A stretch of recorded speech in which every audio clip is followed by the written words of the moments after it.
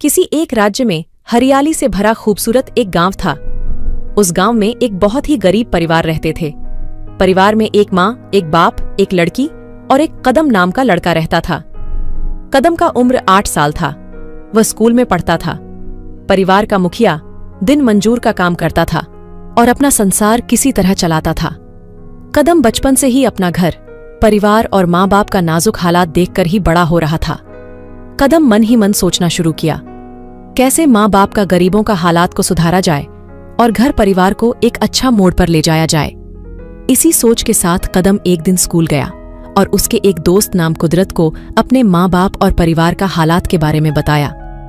कदम का वह दोस्त कुदरत बहुत ही अच्छा घर से बिलोंग करता था और उसका परिवार एक समृद्धि से भरा हुआ परिवार था।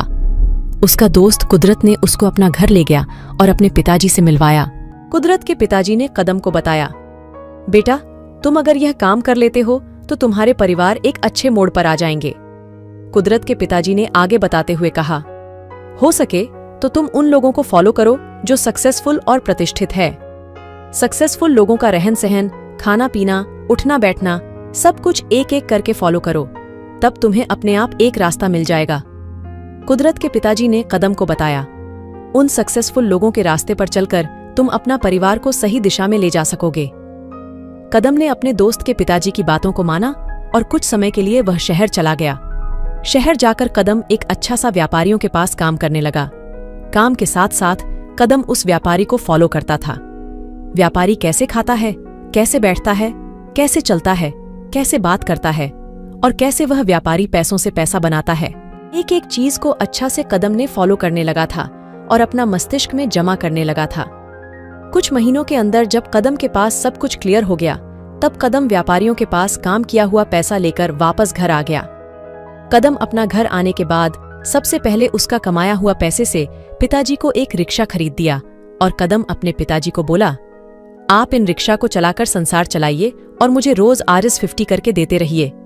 कदम का पिताजी बोला, ठीक है कदम बेटा, मैं तुम्हें रोज RS50 करके देता रहूंगा।